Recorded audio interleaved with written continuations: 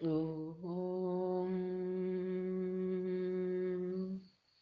ബ്രഹ്മാനന്ദം പരമസുഖദം കേവലം ജ്ഞാനമൂർത്തിം ദ്വന്ദ്വാതീതം ഗഗനസദൃശം തത്വമസ്യാദിലക്ഷ്യം ഏകം നിത്യം വിമലമചലം സർവധി സാക്ഷിഭൂതം ഭാവാതീതം ത്രിഗുണരഹിതം സദ്ഗുരും തം നമാമി. എല്ലാവർക്കും എൻ്റെ വിനീത പ്രണാമം. ദർശനമാലയിലെ അപവാദ ദർശനത്തിലെ 10-ാം ശ്ലോകമാണ് ഇന്ന് ചിന്ത ചെയ്യുന്നത്. ആനന്ദം മാത്രമാണ് സത്യസ്വരൂപം. ആനന്ദം തന്നെയാണ് ഉണ്മയായും ബോധമായും പ്രകാശിക്കുന്നത്. ഈ പ്രപഞ്ചം ആനന്ദമയമാണ്, അനന്തമല്ലാതെ മറ്റൊന്നുമില്ല എന്ന് ചിന്ത ചെയ്തു. ഏകത്വത്തിലുള്ള നാനാത്വമാകുന്ന അജ്ഞാനം നീങ്ങി എല്ലാം സച്ചിദാനന്ദ സ്വരൂപമാകുന്ന ബ്രഹ്മം മാത്രമാകുന്നു എന്നുള്ള ഏകത്വബോധം ഉണ്ടാകുമ്പോൾ ജനന മരണങ്ങൾ നീങ്ങി സർവദുഃഖ നിവൃത്തിയും പരമാനന്ദ പ്രാപ്തിയും ഉണ്ടാകും എന്ന ഉപനിഷത്ത് മന്ത്രത്തെ തന്നെ 10-ാം ജ്ഞാനവല്ലരിയിൽ ഗുരു പറഞ്ഞു തരുന്നു. 10-ാം ജ്ഞാനവല്ലരി: സർവം ഹി സച്ചിദാനന്ദം നേഹ നാനാസ്തി കിഞ്ചന ഇഹ പശ്യതീഹ നാനേവ മൃത്യോർമൃത്യും സഗച്ഛതി. ഉറപ്പിച്ചു പറയുകയാണ് ഗുരു. ഉപനിഷത്തിന്റെ ഉക്തിയോടുകൂടി ഒരു പരമസത്യം ഗുരു ഉറപ്പിക്കുകയാണ്. നമുക്കിതിന്റെ പദച്ഛേദം ഒന്ന് നോക്കാം. സർവം ഹി സച്ചിദാനന്ദം നേഹ ന ഇഹ. 2 പദങ്ങളാണ്. ന ഇഹ ചേരുമ്പോൾ നേഹ. നാനാസ്തി. അസ്ഥിയൊക്കെ നമ്മൾ പലവട്ടം പഠിച്ചു കഴിഞ്ഞിട്ടുള്ളതാണ്. നാനാ പ്ലസ് അസ്ഥി, നാനാ പ്ലസ് അസ്ഥി, നാനാസ്തി. യ പശ്യതീഹ. പശ്യതി പ്ലസ് ഇഹ പശ്യതീഹ. പശ്യതി പ്ലസ് ഇഹ പശ്യതീഹ. ഇഹ എന്നാണ്. ഇഹ ഈഹ ഇഹ. പശ്യതി ലെഫ്റ്റ് സൈഡിലേക്ക് വള്ളിയെടുപ്പിരിക്കുമ്പോൾ പശ്യതി പ്ലസ് ഇഹ പശ്യതീഹ. സംസ്കൃതത്തിലാവുമ്പോഴാണ് പറഞ്ഞത്. പശ്യതി പ്ലസ് ഇഹ പശ്യതീഹ. നാനേവ. നാനാ പ്ലസ് ഇവ. നാനാ പ്ലസ് ഇവ നാനേവ. നാനേവ എന്നും പറയാറുണ്ട് എല്ലാവരും. ഇതില് നാനാ പ്ലസ് ഏവ നാനേവ എന്നാണ്. പിന്നെ മൃത്യോർ മൃത്യും. മൃത്യോഹോ പ്ലസ് മൃത്യും. മൃത്യോഹോ പ്ലസ് മൃത്യും സഗച്ഛതി എന്ന് പദച്ഛേദം. ഇതിന്റെ പദാനുപദാർത്ഥ വിശദീകരണത്തിലേക്ക് പോകുമ്പോൾ സർവം സച്ചിദാനന്ദം ഹി. സർവം, ഈ കാണുന്നതെല്ലാം സച്ചിദാനന്ദം ഹി, സത്തും ചിത്തും ആനന്ദവും തന്നെ. ഇഹ, ഇവിടെ, കിഞ്ചന, അല്പം പോലും, നാനാ അസ്തി, പലത്, അസ്ഥി എന്നാ പറഞ്ഞത്. അസ്ഥി എന്നല്ല, അസ്ഥി. അസ്ഥിയുടെ വിപരീതമാണ് നാസ്തി. അസ്ഥി ഉണ്ട് എന്നർത്ഥം, നാസ്തി ഇല്ല എന്നർത്ഥം. അപ്പൊ ഇഹ കിഞ്ചന നാനാ അസ്തി, ഇവിടെ ഈ പ്രപഞ്ചത്തിൽ അല്പം പോലും പലത് ഇല്ല എന്നാണ് പറഞ്ഞത്. ഒന്നേ ഉള്ളൂ എന്ന്. ഇനിയോ യഹ നാനാ ഇവ പശ്യതി.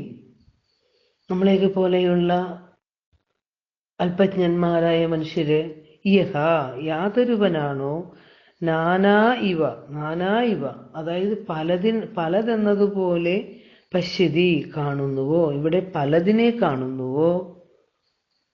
സഹ മൃത്യോർ മൃത്യും ഗച്ഛതി. സഹ അവൻ, ഈ പലതിനെ കാണുന്നവൻ, മൃത്യോഹോ മൃത്യും മരണത്തിൽ നിന്നും മരണത്തിലേക്ക്, അല്ലെങ്കിൽ മരണത്തിൽ നിന്നും മരണത്തെ, ഗച്ഛതി പ്രാപിക്കാനിടവരുന്നു, എത്തപ്പെടുന്നു. അവനാണ് ജനന മരണങ്ങളൊക്കെ ഉണ്ടാകുന്നതെന്ന് അർത്ഥം. ഇവിടെ പലത് കാണുന്നവർക്കാണ് ജനന മരണങ്ങളെല്ലാം ഉണ്ടാകുന്നത് എന്നർത്ഥം. ഇതിന്റെ ആശയം, എല്ലാം സച്ചിദാനന്ദമായ സത്യം തന്നെ. ഇവിടെ അല്പം പോലും പലത് ഇല്ല എന്നാണ്. നാനാ നാസ്തി. ഇനി ആര് പലതുള്ളതുപോലെ കാണുന്നുവോ അവൻ മരണത്തിൽ നിന്നും മരണത്തെ പ്രാപിച്ചുകൊണ്ടേയിരിക്കുന്നു എന്നാണ് ഇതിന്റെ ആശയം. ഇതിന്റെ കൃതി വിശദീകരണത്തിലേക്ക് പോകുമ്പോൾ, ഇവിടെ നേഹ നാനാസ്തി കിഞ്ചന മൃത്യോഹോ സ മൃത്യുഹു ഗച്ഛതി യൈഹ നാനേവ പശ്യതി എന്ന കഠോപനിഷത്ത് മന്ത്രത്തെ തന്നെയാണ് വേദാഗമസാരങ്ങൾ അറിഞ്ഞ പരമ്പൊരുളായ ഗുരു ഈ ശ്ലോകത്തിൽ ഉച്ചരിച്ചിരിക്കുന്നത്. ഒരു ഉപനിഷത്ത് ശ്ലോകത്തെ തന്നെ, സത്യത്തെ തന്നെ ഗുരു ഒരു ജ്ഞാനവല്ലരിയായി നമ്മുടെ മുന്നിലേക്ക് ഉറപ്പിക്കുകയാണ്. നാനാരൂപത്തിൽ കാണുന്നതെല്ലാം സച്ചിദാനന്ദ സ്വരൂപമായ ആ ചൈതന്യം മാത്രമാകുന്നു. നേഹ നാനാസ്തി കിഞ്ചന, ആ ഏകമായ സത്യത്തില്, സച്ചിദാനന്ദ സ്വരൂപത്തില് അണുമാത്ര പോലും, ഒരൽപ്പം പോലും നാനാത്വമില്ല. നാനാ നാസ്തി എന്ന് ഗുരു ഉറപ്പിച്ച് പറയാണ്. നാനാത്വമില്ല ഇവിടെ. ഇതെല്ലാം ഗുരുവിന്റെ അനുഭവ വെളിച്ചത്തിലാണ് ഗുരു പറയുന്നത്. ഗുരു അറിവേ സ്വരൂപമാണ്. സത്യത്തിന് വിപരീതമായി ഏകത്വത്തിൽ നാനാത്വം കാണുന്നവൻ അജ്ഞാനം നിമിത്തം വീണ്ടും വീണ്ടും ജനന മരണങ്ങളെ അനുഭവിക്കുന്നു. അവൻ ജനന മരണ ചുഴിയിൽപ്പെടുന്നു. അവനാണ് ജനനവും മരണവും ഒക്കെ ഉള്ളതെന്നർത്ഥം. അവൻ നാനാത്വബോധമാകുന്ന അജ്ഞാനം നീങ്ങി, അല്ലെ? അപ്പോൾ അവന് എല്ലാം സച്ചിദാനന്ദ സ്വരൂപമായ ബ്രഹ്മം മാത്രമാണ് എന്ന ഏകത്വബോധം ഉണ്ടാകണം. അപ്പോൾ ജനന മരണങ്ങളെയൊക്കെ അനുഭവിക്കുന്ന ഒരുവന്, ജനനമരണ ചുഴിയിൽപ്പെടുന്ന ഒരുവന് എന്ത് ബോധമാണ് ഉണ്ടാകേണ്ടത്? നാനാത്വബോധമാകുന്ന അജ്ഞാനം അവന്റെ നീങ്ങണം. എന്നിട്ട് എല്ലാം സച്ചിദാനന്ദ സ്വരൂപമായ ബ്രഹ്മം മാത്രമാണ് എന്നുള്ള ഒരു ഏകത്വബോധം ഉണ്ടാകണം. അതായത് ഈശൻ ജഗത്തിലെല്ലാം ആവസിക്കുന്നത് കൊണ്ട് നീ ചരിക്ക മുക്തനായി. ഇവിടെ മുഴുവനും അകവും പുറവും സർവത്ര നിറഞ്ഞിരിക്കുന്നത് ചൈതന്യം മാത്രമാണ്, അറിവ് മാത്രമാണ് എന്ന ബോധമുണ്ടാകണം. അപ്പോഴാണ് സർവദുഃഖ നിവൃത്തിയും പരമാനന്ദ പ്രാപ്തിയുമാകുന്ന കൈവല്യം സിദ്ധിക്കുന്നത്. അതിനാൽ ബ്രഹ്മത്തിൽ പ്രപഞ്ചത്തിന്റെ അഭാവത്തെ നല്ലവണ്ണം നിശ്ചയിച്ച് ബ്രഹ്മത്തിന്റെ സച്ചിദാനന്ദ സ്വരൂപത്തെ സാക്ഷാത്കരിക്കേണ്ടതാകുന്നു. ഇവിടെ അല്പം പോലും നാനാത്വം കാണരുത് എന്നർത്ഥം. കാണുന്നതെല്ലാം അറിവേ സ്വരൂപം, ചൈതന്യം. ആനന്ദം സുഖദുഃഖങ്ങളെ അളക്കാനുള്ള അളവുകോലാണ്. ഈ ലോകത്ത് സുഖങ്ങളെയും ദുഃഖങ്ങളെയും അളക്കാനുള്ള അളവുകോലാണ് എന്ന് പറയും ആനന്ദം. അതായത് നമ്മൾ പറഞ്ഞു കഴിഞ്ഞതാണ്, സുഖം അനുഭവിക്കുമ്പോൾ നാം സുഖം അനുഭവിക്കുന്നു എന്ന ആ ഒരു അനുഭവബോധം നമുക്കുണ്ടാക്കുന്നത് സച്ചിദാനന്ദത്തിലെ ആനന്ദ സ്വരൂപമാണ്. അതുപോലെ തന്നെയാണ് ദുഃഖം അനുഭവിക്കുമ്പോൾ അതിൻ്റെ ആ ഒരു അനുഭവം നമ്മളിൽ ഉണ്ടാക്കാൻ ഉപകരിക്കുന്ന ഒരു ഘടകം ബോധത്തിലുണ്ട്. അപ്പോൾ സുഖദുഃഖ അനുഭവങ്ങൾ സച്ചിദാനന്ദത്തിലെ ആനന്ദ സ്വരൂപം തന്നെയാണ്. സച്ചിദാനന്ദ സ്വരൂപത്തിൽ അതിൻ്റെ രൂപത്തെ മറച്ചുകൊണ്ട് മായയുളവാക്കുന്ന തോന്നലാണ് സൃഷ്ടി. ഈ ലോകത്ത് വസ്തു ഒരിക്കലും നശിക്കുന്നില്ല.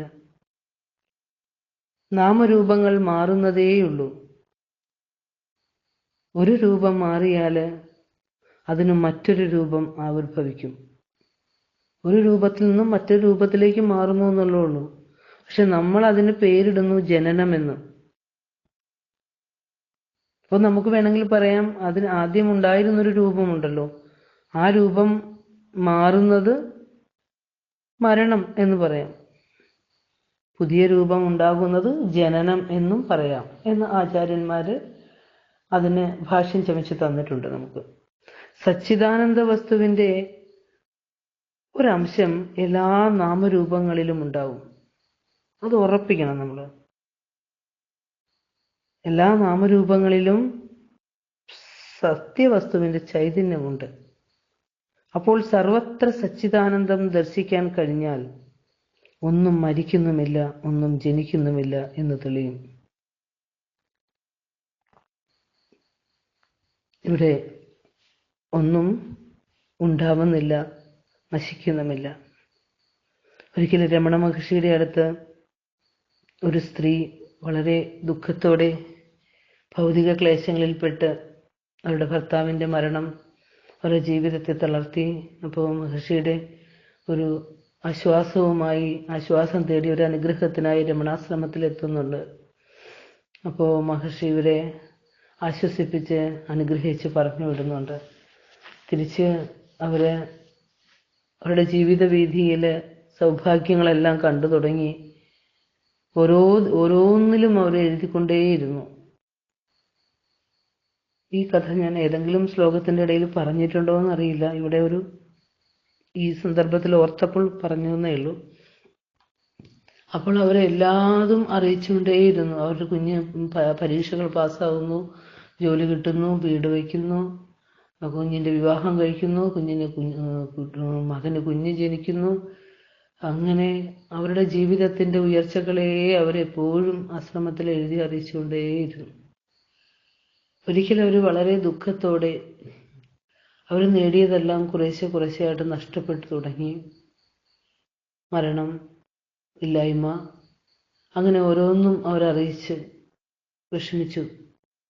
ആ സമയത്ത് രമണ മഹർഷി എങ്ങനെയാണോ അവർ ആദ്യം ആശ്രമത്തിൽ വന്നപ്പോൾ ഇരുന്നത്, ആ ഒരു പുഞ്ചിരിയോടുകൂടി പറഞ്ഞു, വന്നതെല്ലാം പോകും, ഇവിടെ വരാത്തത് ചൈതന്യം മാത്രമാണ്, അത് ഇന്നും ഉണ്ടാകും.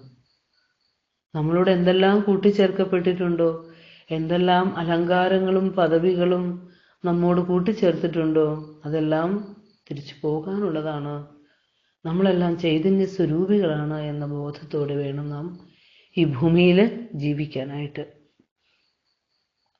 നാമരൂപങ്ങൾക്ക് നാം പ്രാധാന്യം കൊടുക്കുന്ന എങ്കിൽ നമുക്കിവിടെ സർവത്ര ജനന മരണ പ്രവാഹമേ കാണാനുണ്ടാവുകയുള്ളൂ.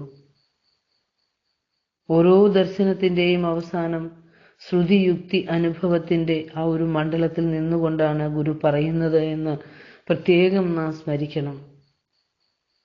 ഗുരുദേവന്റെ കൃതികൾ പരിശോധിക്കുമ്പോൾ നമുക്കറിയാം, വേദത്തിന്റെ യുക്തി, ഉപനിഷത്തിന്റെ യുക്തി, ആ ഒരു ദർശനം നമുക്ക് കാണാൻ സാധിക്കും.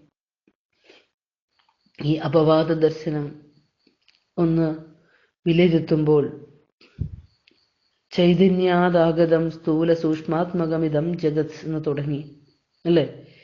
ചൈതന്യത്തിൽ നിന്നും ആഗതമായതാണ് സ്ഥൂല സൂക്ഷ്മാത്മകമായ ഈ ജഗത്ത്. ആ ജഗത്തിനെ നമ്മൾ അപവാദ പ്രക്രിയ കൊണ്ട് മനസ്സിലാക്കി അപവദിച്ചു. എന്നിട്ടോ ഈ ജഗത്തിനെയാണ് പിന്നീട് നമ്മൾ കാര്യരൂപത്തിൽ കണ്ടു. കാര്യരൂപമാണ് പ്രപഞ്ചം എന്ന് പറഞ്ഞു.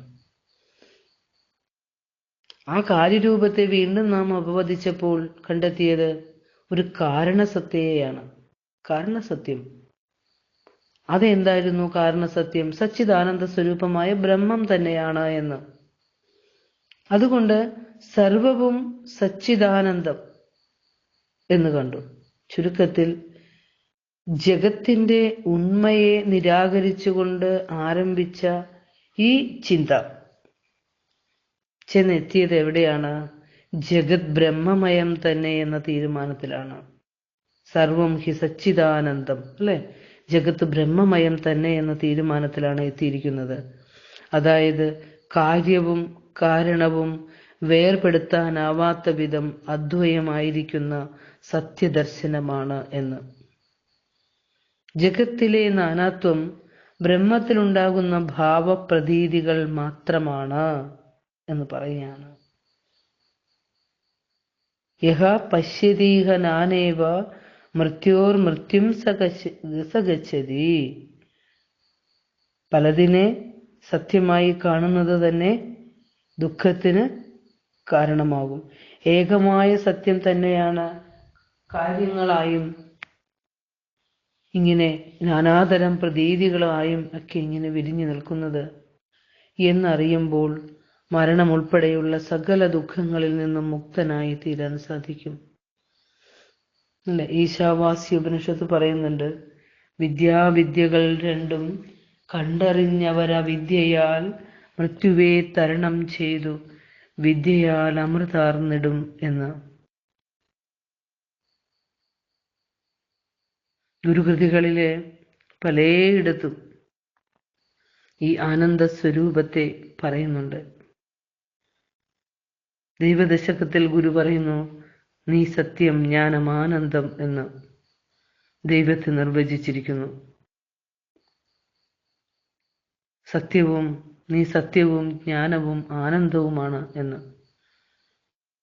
ഈ ബ്രഹ്മസ്വരൂപം തന്നെ ആത്മോപദേശ ശതകത്തിലെ 100-ാം ശ്ലോകത്തിൽ സച്ചിത് അമൃതമെന്നു തെളിഞ്ഞു ധീരനായി എന്ന പ്രയോഗത്തിലും ഇത് തന്നെ കാണാനാവും.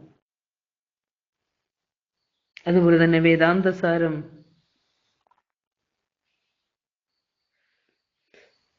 ഗുരുവിന്റെ വേദാന്ത സൂത്രം എന്ന വേദസാരത്തിൽ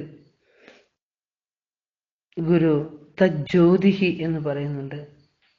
തജ്ജ്യോതിഹി, അതായത് ബ്രഹ്മത്തെ വിശേഷണം ചെയ്തതാണ്. തത് ജ്യോതിഹി, അത് ജ്യോതിസാണ്. അവിടെയും ഈ ആത്മസ്വരൂപത്തെ തന്നെയാണ് ഗുരു പറഞ്ഞു തരുന്നത് നമുക്ക്. ഗുരുവിന്റെ വേദാന്ത സൂത്രം മുഴുവനായി നമ്മൾ ഓരോ സൂത്രവും എടുത്ത് പരിശോധിക്കുമ്പോൾ എല്ലാം ഈ എത്തിച്ചേരുന്നത് ഏകവും അദ്വിതീയവുമായ സത്യവസ്തുവിലേക്കാണ്. സച്ചിദാനന്ദത്തിലെ സത്ത് ദേശകാല വസ്തു പരിമിതികൾക്ക് അതീതമാണ്. ഈ സത്യത്തെ ഭഗവത്ഗീത പറയുകയാണ്, നൈനം ചിന്തന്തി ശസ്ത്രാണി നൈനം ദഹതി പാവകഃ നചൈനം ക്ലേദയന്ത്യാപു ന ശോഷയതി മാരുതഃ എന്ന്. ഇതിനെ ഒരിക്കലും ആയുധം കൊണ്ട് മുറിക്കാനാവില്ല, തീക്ക് ഇതിനെ ദഹിപ്പിക്കാനാവുകയുമില്ല, വെള്ളത്തിന് ഇതിനെ നനയ്ക്കാനുമാകില്ല, കാറ്റിനിതിനെ ഉണക്കാനുമാവുകയില്ല. പ്രപഞ്ച വസ്തുക്കളെ ഒന്നും ഇതിനെ ചലിപ്പിക്കാനാകുന്നില്ല എന്നർത്ഥം. സത്യം അവിനാശിയാണ്, നാശമില്ലാത്തതാണ്. നാമം, ദേശം, കാലം, വസ്തു, നിമിത്തം എല്ലാം ഈ നാമരൂപമുള്ളവയിലെല്ലാം യാതൊന്നാണോ നാശമില്ലാതിരിക്കുന്നത്, അതാണ് അവിനാശി. അതിനെയാണ് സത്യമെന്ന് പറഞ്ഞു വരുന്നത്.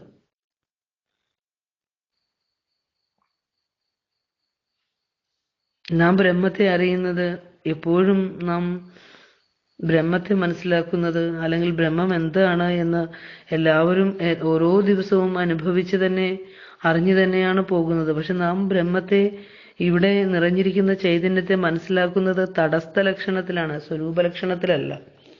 തടസ്ഥ ലക്ഷണം എന്ന് പറയുമ്പോൾ ഏതെങ്കിലും ഒരു വിഗ്രഹത്തെയോ പിന്നെ മൂർത്തിയെയോ നമ്മൾ സങ്കല്പിക്കുമ്പോൾ ആ നമുക്കും ആ ബ്രഹ്മത്തിനും ഇടയിൽ വരുന്ന ഒരു വിഗ്രഹമുണ്ടല്ലോ, ആ വിഗ്രഹം, അതിനെയാണ് നാം ബ്രഹ്മമായി ആരാധിക്കുന്നത്, ബ്രഹ്മമായി കരുതുന്നത്.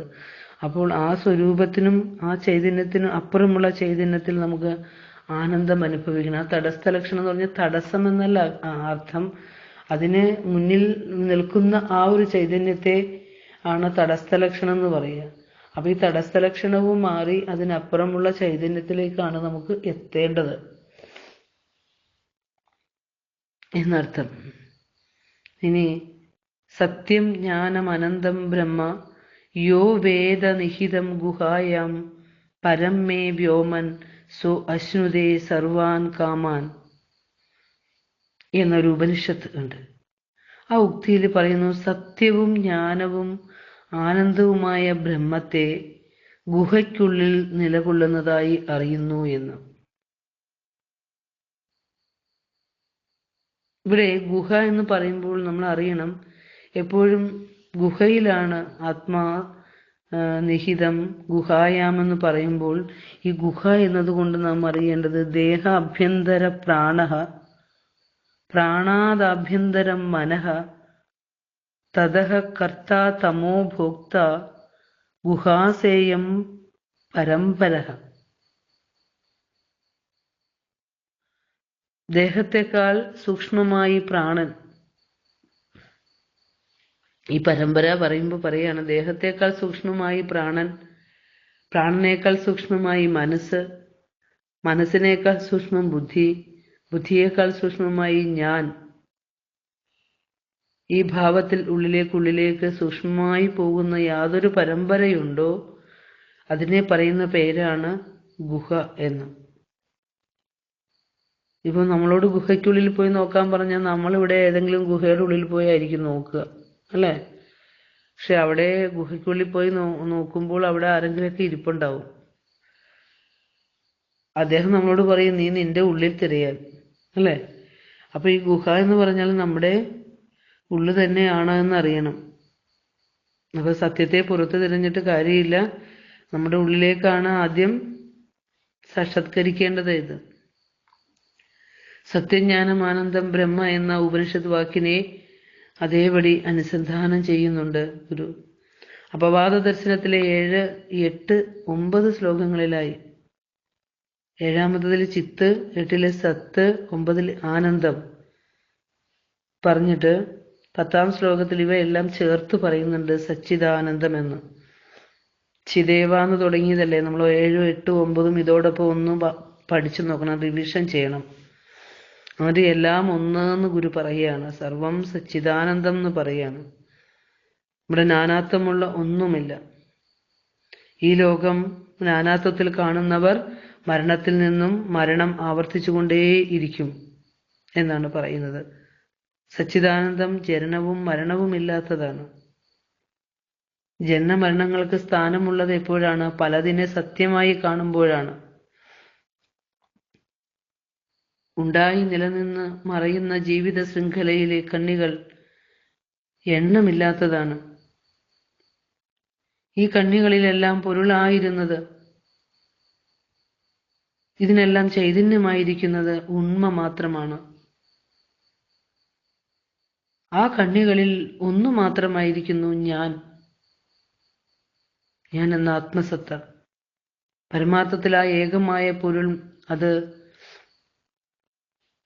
സത്യം ഏകമാണ് എന്ന് വെളിവായി കിട്ടുമ്പോൾ താനും ജനന മരണങ്ങളില്ലാത്ത സത്യമാണെന്ന് അനുഭവിച്ചറിയുന്നു.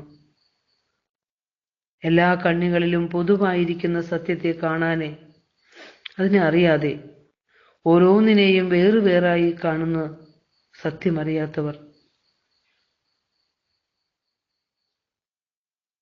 ഗുരു പറയുന്നുണ്ടല്ലോ ആത്മോപദേശ ശതകത്തില്, അവനിവനെന്നറിയുന്നതൊക്കെ ഓർത്താൽ അവനിയിൽ ആദിമമായൊരാത്മരൂപം. അപ്പോഴാണ് നമുക്ക് അവനവൻ ആത്മസുഖത്തിനാചരിക്കുന്നവ അപരന് സുഖത്തിനായി വരേണം എന്ന ബോധത്തിലേക്ക് നമുക്ക് എത്താൻ പറ്റുകയുള്ളൂ. ഇതൊക്കെ പഠിച്ചിട്ട് ആത്മോപദേശ ശതകം ഒന്ന് ഓർത്തു നോക്കൂ. നമുക്ക് അവനെയും ഇവനെയും ഒന്നും കാണാൻ സാധ്യമല്ല. ആദിമമായ ആത്മസ്വരൂപത്തെ എല്ലാവരിലും നമുക്ക് കാണാൻ പറ്റും. അപ്പോൾ നമുക്ക് പ്രിയം അപരന്റെ അതെൻ പ്രിയം സ്വകീയ പ്രിയം അപരപ്രിയം ഇപ്രകാരമാകും നയം. അതിനാലെ നരന്നു നന്മ നൽകും ക്രിയ അപരപ്രിയ ഹേതുവായി വരേണം എന്നൊക്കെയുള്ള ഗുരുവിൻ്റെ പൊരുൾ മനസ്സിലാകും. ഗുരു പറയുന്ന ആ പൊരുള് അപ്പം നമുക്ക് എന്ത് ചെയ്യാൻ സാധിക്കും? ഒരുവന് നല്ലതും അന്യനല്ലലും ചേർപ്പൊരു തൊഴിൽ ആത്മവിരോധി ഓർത്തിടേണം എന്ന ആ ഒരു അറിവിലേക്ക് എത്താൻ സാധിക്കുമ്പോൾ നമുക്ക് എന്ത് സാധിക്കും? പരനു പരം പരിതാപമേകിടുന്നോർ എരിനരകാപ്തിയിൽ വീണെരിഞ്ഞിടുന്നു എന്ന്. അവിടെ എരിനരകാപ്തി ജനന മരണ പെരുങ്കടലിൽ വീണ് പതിക്കുന്നു.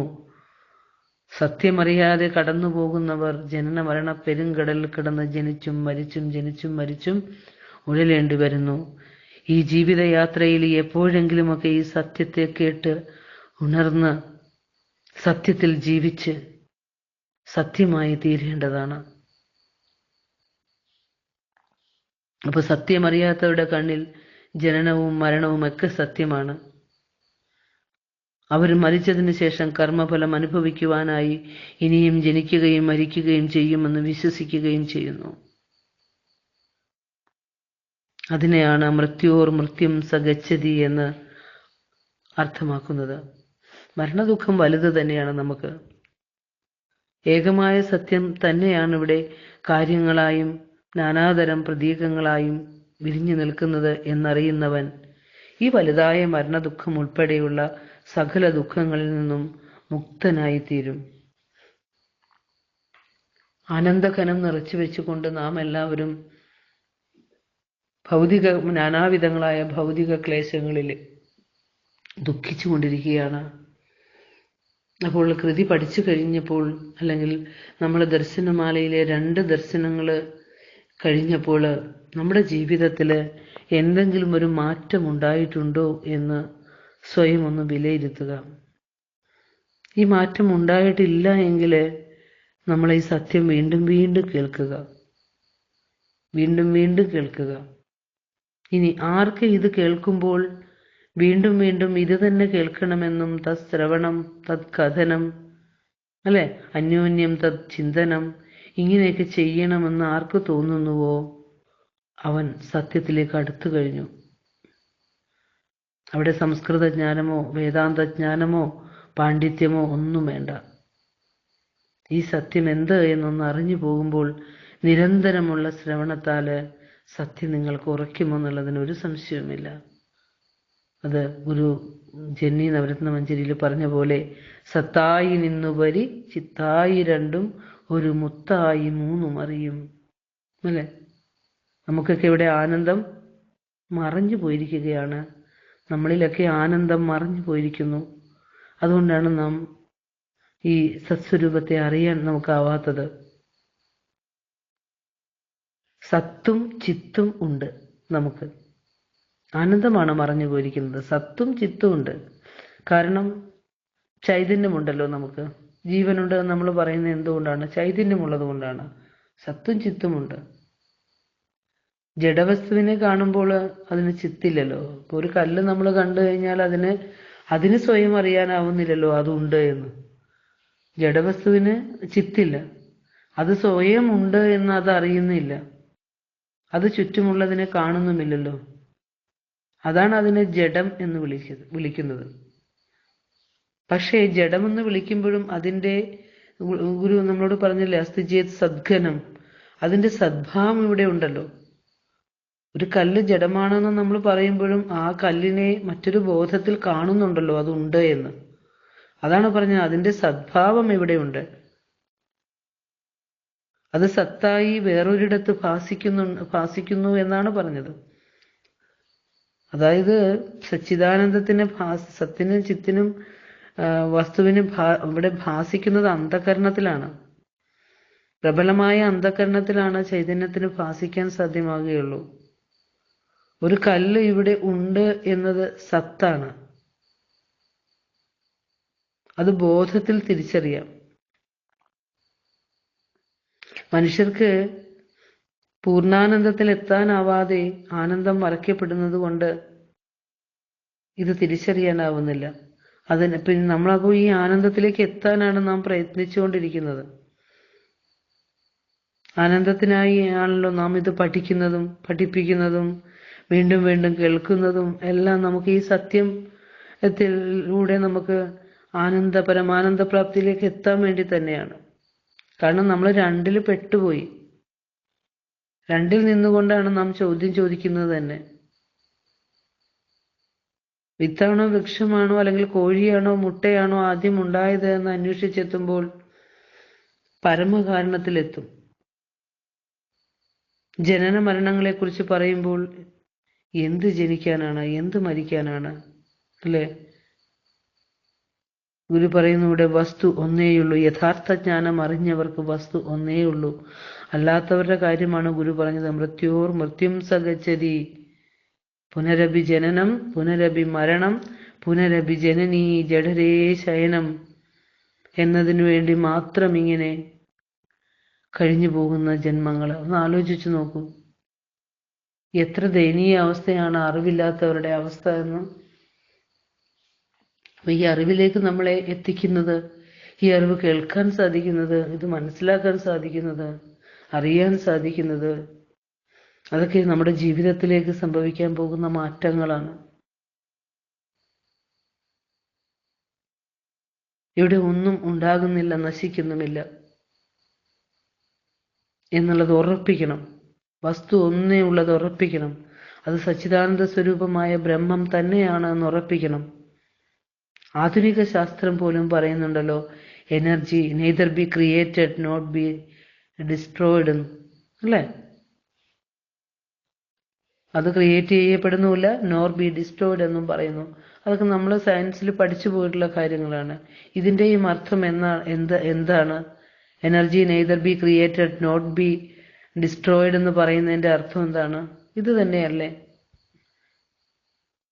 നിലനിന്നു മറയുന്നവ യഥാർത്ഥത്തിൽ നശിക്കുന്നവയല്ല. അതിന് എന്തെന്ന പേര് പറയേണ്ടത്? രൂപപരിണാമം വരുന്നു എന്നേ ഉള്ളൂ. ഇവിടെയൊക്കെ വളരെ ശ്രദ്ധിക്കണം. ശരീരം നശിച്ചാൽ അത് മറ്റൊരു രൂപത്തിൽ എത്തും എന്നർത്ഥം. ആദ്യം അത് 5ആയി പിരിയും. പഞ്ചഭൂതങ്ങള് പഞ്ചത്തിലേക്ക് മാറും, അല്ലെ? മണ്ണിലിടുന്ന ഭാഗം മണ്ണിൽ ചേർന്ന് പോവും. കത്തിച്ചാൽ ചാരമായി വേറൊരു രൂപത്തിലായി. അപ്പോൾ അതിന്റെ അസ്തിത്വം മാറുന്നില്ല. നിരന്തരം ധ്യാനത്തിലൂടെ ഏകവസ്തുവായ സത്യത്തെ തന്റെ ബോധത്തിൽ കണ്ടെത്തുമ്പോൾ അത് അനുഭവമാകുന്നു. ഇത് അനുഭവിച്ച് ആനന്ദ സ്വരൂപമായി മാറിയ മഹാഗുരുവിന്റെ സത്യവചനമാണ് നമ്മൾ ഉരുവിട്ട് പഠിക്കുന്നത്. കാരണം ഭഗവാൻ ആചരിച്ച് എന്തും പ്രചരിപ്പിക്കും. സ്വയം മോദസ്ഥിരനായിരുന്നു കൊണ്ട്, ആനന്ദ സ്വരൂപനായിരുന്നു കൊണ്ട്, മല പോലെ ഇളകാതിരുന്നു കൊണ്ട് ഈ സത്യത്തെ അനുഭവിച്ച് ആനന്ദിച്ച് അത് ജനസമൂഹത്തിന് പകർന്നു തരികയാണ്. ആ അറിവിലും ഏറിയ അറിവിൽ അമർന്ന് അറിവായി മാറാൻ നമുക്ക് സാധിക്കണം. സർവം ഹി സച്ചിദാനന്ദം നേഹ നാനാസ്തി കിഞ്ചന യ പശ്യതീഹ നാനേവ മൃത്യോർ മൃത്യും സഗച്ഛതി. എല്ലാം സച്ചിദാനന്ദമായ സത്യം തന്നെയാണ്. ഇവിടെ അല്പം പോലും പലതില്ല. ആരിവിടെ പലതുള്ളതുപോലെ കാണുന്നുവോ അവൻ മരണത്തിൽ നിന്നും മരണത്തെ പ്രാപിച്ചു കൊണ്ടേയിരിക്കുന്നു എന്ന ദർശനമാലയിലെ അപവാദ ദർശനത്തിന്റെ 10ാം ശ്ലോകം ഗുരുവിൽ സമർപ്പിക്കുന്നു. ഗുരുവോം തത്സത്.